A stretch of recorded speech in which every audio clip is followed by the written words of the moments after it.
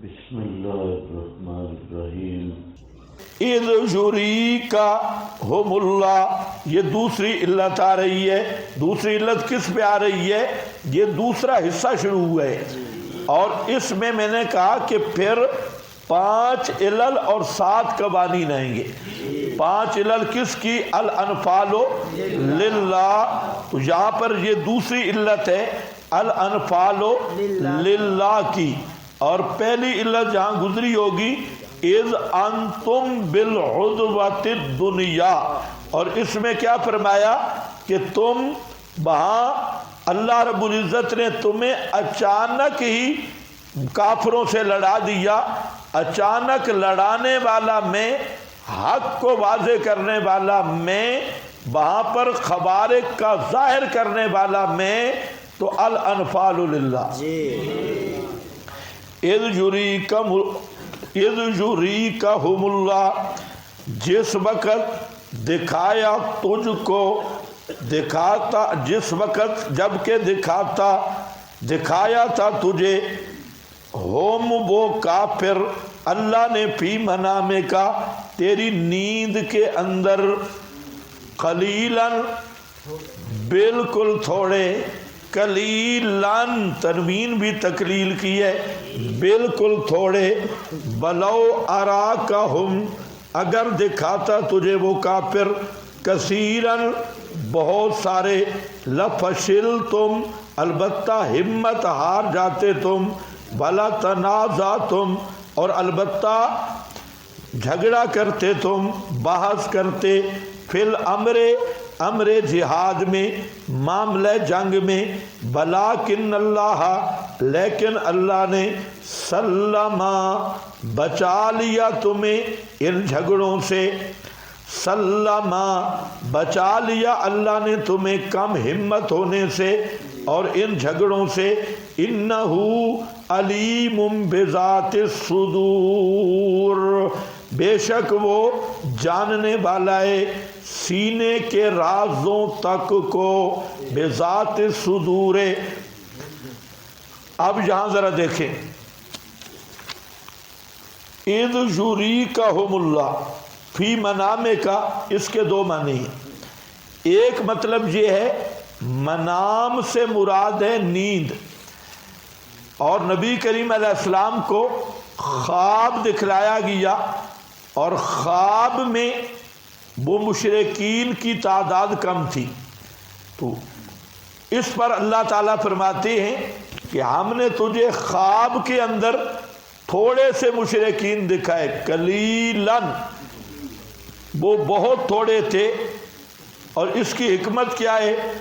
اگر زیادہ دکھاتا تو لفشلتم، تم ہمت ہار جاتے، اور جنگ کے معاملہ میں بحث مباحثہ کرتے، تو اللہ تعالیٰ نے تمہیں اس تنازع اور کم ہمتی سے بچایا کہ خواب میں نبی کریم علیہ السلام نے جو کافر دیکھے وہ بہت کم تھے، تو آپ نے صحابہ کو بتا دیا، تو وہ بڑے باہمت ہو کے چلے۔ اور یہ ہوتا ہے نفسیاتی مسئلہ، جنگ جب کوئی فوج بھی نفسیاتی طور پہ بہادر ہو، تو جتنے دشمن بھی مقابلے میں ہوں تو وہ ہمت سے ان کو شکست دیتے ہیں، اور جب نفسیاتی کمزوری آ جائے اور روب چھا جائے تو جتنی بڑی فوج بھی ہو وہ پھر نہیں لڑ سکتی۔ تو جنگ کا یہ بھی ایک ضابطہ ہے، مجاہدین کی حوصلہ افزائی اور نفسیاتی ترجیح۔ تو جو فوج بھی نفسیاتی تربیت پائے اور حوصلے بلند ہو تو اس وقت تک وہ کامیاب ہے، اور جب فوج کے حوصلے پست ہو جائیں، چاہے تعداد اور اسلحہ جتنا بھی ہو، تو وہ کبھی کامیاب نہیں ہو سکتی۔ یہاں اسی لیے فرمایا کہ خواب میں کم دکھائے۔ جب آپ نے صحابہ کو بتایا تو صحابہ خوش ہو گئے کہ وہ تھوڑے ہیں، اگر پہلے ہی پتہ ہوتا کہ وہ تو اتنا سارا گند اکٹھا ہے اور سارے مشرک اکٹھے ہیں اور ان کا یہ، تو اس وقت طبی طور پر کم ہمتی اور منازعت کا وہ سبب بنتا، لیکن اللہ تعالیٰ نے تمہیں بچا لیا منازعت سے بھی اور کم ہمتی سے بھی۔ اس توجیہ پر ایک اشکال ہے۔ اشکال یہ ہے کہ نبی کا خواب وہی ہے اور خواب نبی کا سچا ہے وہی ہے، جب کہ کافر زیادہ تھے اور خواب میں کم دکھائے گئے۔ تو یہ کیسے ہو سکتا ہے کہ کافر ہوں زیادہ دکھائے گئے ہوں کم؟ تو یہ تو خواب پھر سچا کیسے ہوگا؟ وہی کہ پھر خواب کیسے بنے گا؟ تو یہ اس پر اشکال ہے۔ جواب یہ ہے، اچھی طرح سمجھو، نبی کا خواب وہی ہوتا ہے اور خواب بالکل سچا ہوتا ہے، اس میں کوئی شک نہیں، لیکن پیغمبر کا خواب بھی قابل تعبیر ہوتا ہے۔ پیغمبر کا خواب بھی کیا ہوتا ہے؟ قابل تعبیر، اس کی بھی تعبیر ہوتی ہے، اور تعبیر سمجھنے میں کبھی خطا بھی ہو سکتی ہے تعبیر خواب میں، جیسا کہ حدیبیہ کے مقام پہ ہوا تھا۔ تو آپ صلی اللہ علیہ وسلم نے عمرہ کے لیے خواب ہی دیکھا تھا۔ تو یہ اہم چیز ہے، اس کو نوٹ کر لے کہ پیغمبر کا خواب وہی ہے اور پیغمبر کا خواب سچا ہے وہی ہے، لیکن قابل تعبیر ہے، اس کی بھی کیا ہوتی ہے؟ تعبیر۔ اب یہاں کفار خواب میں کم دکھائے گئے، کیوں؟ اس کی تعبیر تھی۔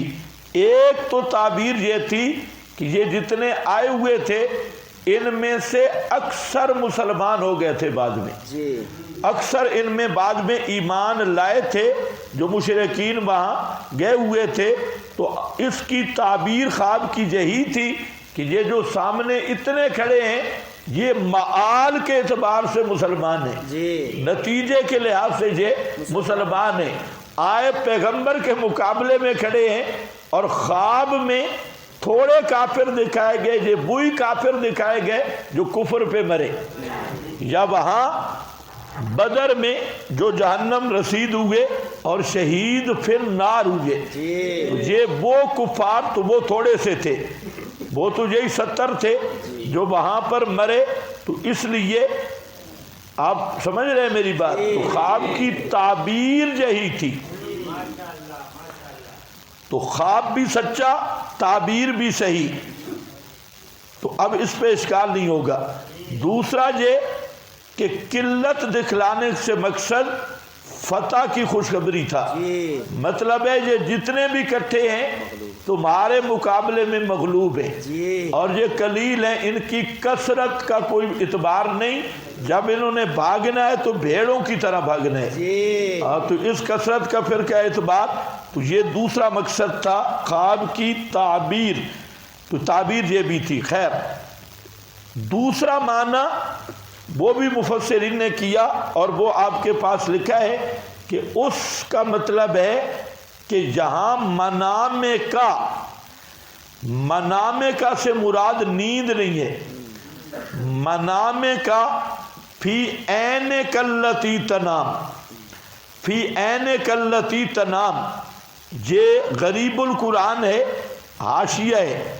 وَقَدْ زَعَمَ بَعْضُهُمْ أَنَّ مَعْنَى قَوْلِهِ فِي مَنَامِكَ فِي عَيْنِ كَلَّتِي، بولو بھئی، فی عین کلتی تنام، منام سے مراد وہ آنکھ ہے جو سوتی ہے، فَيَسِيرُ الْمَنَامُ هُوَ الْعَيْنُ كَأَنَّهُ أَرَادَ اِذْ يُرِيكَهُمُ اللَّهُ فِي عَيْنِكَ قَلِيلًا، فی منامے کا کلیلہ کی بجائے فی عین کا کلیلہ، تیری آنکھ میں تھوڑا دکھایا۔ اور یہ پھر سورہ آل عمران میں وہاں پوری وضاحت ہے، وہ مقام ہوئی ہے، وہاں حل کریں گے۔ یہاں ذرا آپ دیکھ لیں کہ ابتداءً صحابہ نے بھی اور نبی کریم علیہ السلام نے بھی جب نظر کی تو کافر تھوڑے سے نظر آ رہے تھے۔ حضرت عبداللہ ابن مسعود رضی اللہ تعالی عنہ وہ فرماتے ہیں کہ جب ہم نے دیکھا تو بدر تو حتیٰ قلت للرجل الی جانبی تراہم سبعین قال لا بل ہم مئہ۔ حضرت عبداللہ ابن مسعود کہتے ہیں میں نے ساتھ والے آدمی کو کہا کہ ذرا دیکھو 70 بن جائیں گے، یہ 70 بن جائیں گے جو سامنے کھڑے ہیں؟ اس نے کہا نہیں 70 نہیں 100 کے قریب ہے، یعنی ابتداءً کم دکھائے گئے، تھوڑے دکھائے گئے۔ ہاں مئۃ حتیٰ اخذنا رجلا منہم فسألناہ۔ تو ابن مسعود کہتے ہیں ہم نے ایک بزرگ کو پکڑ لیا اور ہم نے اسے پوچھا بھائی بتاؤ کتنے ہو؟ انہوں نے کہا الفا، یہ 1000 صرف 1000 نہیں تھے، ویسے تو کئی ہزار تھے، یہ 1000 ان کا فائٹر تھا، لڑنے والا جو جنگجو تھا اور فوجی تھا وہ 1000 تھا، باقی تو بہت ساری کمک تھی اور پورا مکہ امڑ کے آیا تھا، تو آگے لڑائی کرنے والے وہ 1000 تھے۔ کیا لکھا ہے؟ پیغمبر کے خواب میں کافر تھوڑے نظر آئے مسلمانوں کو مقابلے کے وقت تاکہ جرأت سے لڑے۔ پیغمبر کا خواب غلط نہیں، ان میں کافر رہنے والے کم ہی تھے، اکثر وہ تھے جو پیچھے مسلمان ہوئے۔ خواب کی تعبیر یہ تھی، یہ بھی ہو سکتی ہے کہ تھوڑی تعداد سے مقصود ان کی مغلوبیت کا اظہار ہو، باقی کفار کی نظر میں جو مسلمان تھوڑے دکھلائی دیے وہ باقی تھوڑے تھے۔ یہ اس وقت کا واقعہ جب دونوں فوجیں اول آمنے سامنے ہوئیں، پھر جب مسلمانوں نے دلیرانہ حملہ کیے اور فرشتوں کا لشکر مدد کو پہنچا، اس وقت کفار کو مسلمان دگنے نظر آنے لگے، جیسا کہ سورہ آل عمران میں ہے یرونہم مثلہم رأی العین۔ اچھا بس یہ اب آپ کی مرضی، منام سے مراد آپ لے لیں عین التی تنام، تو تب بھی مسئلہ حل ہے، اور خواب کی توجیہ بھی ہوگی۔ بلو اراکہم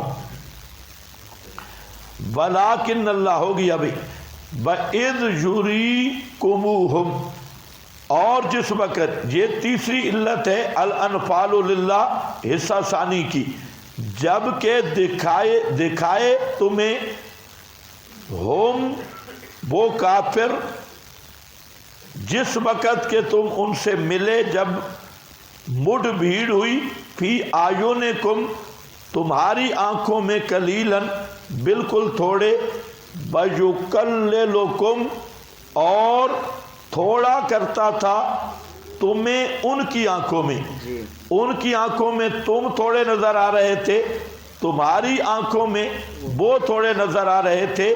تو اس کی حکمت کیا تھی؟ لِيَقْضِيَ اللَّهُ، تاکہ مکمل کرے اللہ امرن، امر کو، امر آ گیا، امرن سے مراد کیا ہے؟ امر من نصر اولیائہ و اعزاز دینہ و اہلاک اعدائہ۔